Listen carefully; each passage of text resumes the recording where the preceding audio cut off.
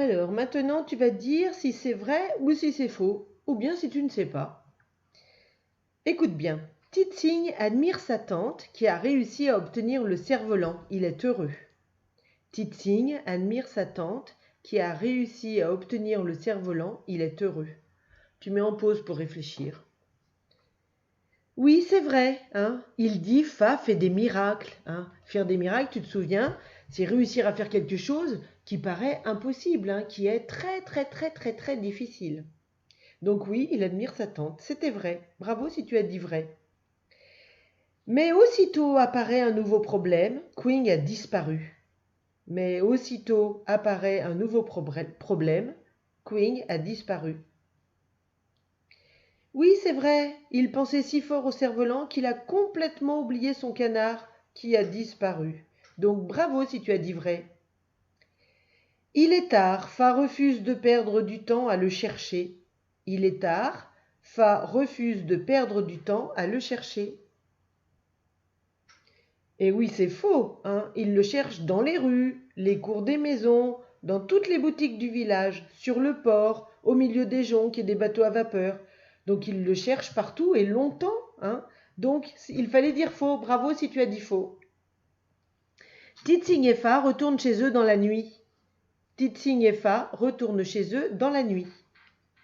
Oui, c'est vrai, hein. Tu te souviens, on dit le soir commence à tomber quand Fa dit qu'il faut rentrer. Et il voit les lanternes des bateaux qui s'allument quand il passe à côté du fleuve. Donc il fallait dire vrai. Bravo si tu as dit vrai. Mais voilà que Queen réapparaît. Il dormait dans un panier. Mais voilà que Queen réapparaît. Il dormait dans un panier. Oui, c'est vrai, hein, ce sont les soubresauts qui l'ont réveillé. Les soubresauts, tu te souviens, c'est quand le vélo roule sur les cailloux, ça cahote, ça secoue, ce sont des soubresauts ou des secousses. Donc bravo si tu as dit vrai. Titsing est soulagé, joyeux, et il lâche son cerf-volant dans le ciel pour le laisser partir. Titsing est soulagé, joyeux, et il lâche son cerf-volant dans le ciel pour le laisser partir. Eh bien là, on ne sait pas, le texte ne l'explique pas. On ne sait pas s'il a lâché son cerf-volant exprès ou pas, hein. Donc là, on ne pouvait pas répondre. Donc si tu n'as pas su répondre, très bien. Le cerf-volant devient un véritable oiseau. Le cerf-volant devient un véritable oiseau. Eh bien là, c'est pareil, le texte ne nous en parle pas, hein. Il dit le grand oiseau multicolore, c'est donc le cerf-volant, plane, puis s'élève haut, très haut, jusqu'au bout du ciel. Mais il ne nous dit pas ce qu'il devient ensuite. Donc ça, on ne pouvait pas répondre non plus. Bravo si tu n'as pas su répondre. Alors maintenant, je vais t'expliquer les consignes du fichier. Tu prends ton fichier à la page 48 et 49.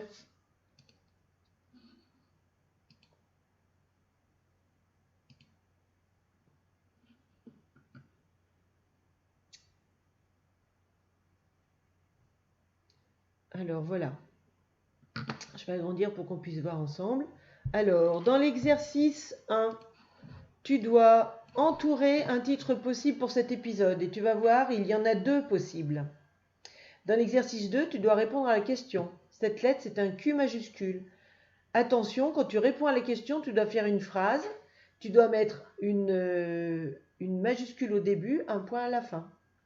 Dans l'exercice 3, tu dois écrire les mots qui sont là à leur place dans le petit texte.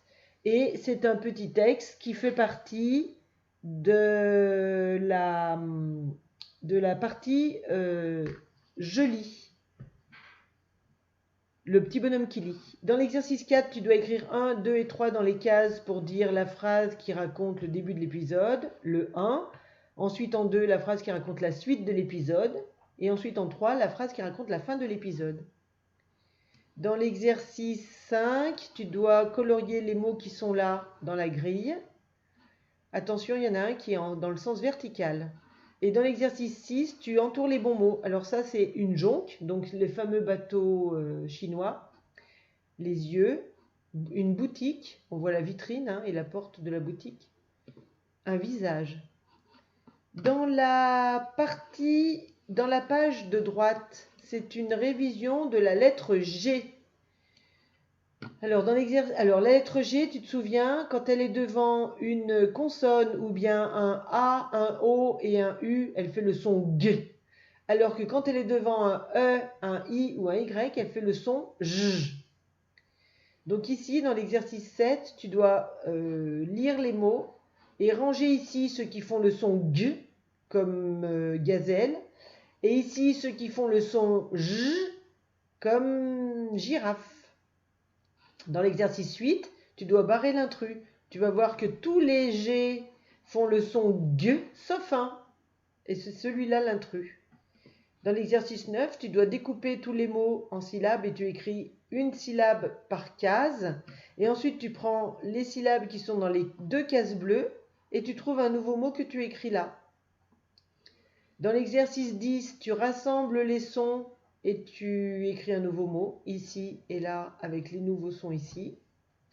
Dans l'exercice 11, tu choisis une syllabe qui vient compléter les mots. Attention, une fois que tu as écrit la syllabe, tu relis le mot et là, le mot que tu lis, c'est un mot que tu connais. Ce n'est pas un mot que tu ne connais pas. Tu ne peux pas inventer un nouveau mot. Et dans l'exercice 12, tu dois enlever ce qui est en gras pour le remplacer par une des syllabes qui est là. Alors, il y en a une que tu vas utiliser 2 fois. Voilà. Alors, avant de faire ce travail, j'ai pas pensé à te le rappeler. Il faut que tu lises d'abord dans ta tête le passage du bonhomme qui lit. Donc, tout ce passage-là, tu le lis dans ta tête. Et ensuite, tu le lis à haute voix. Et puis, seulement après, tu peux faire le travail sur le fichier. Allez, si tu as besoin d'aide pour lire ce passage, tu peux aller voir la vidéo d'aide. Allez, je te laisse travailler. À tout à l'heure.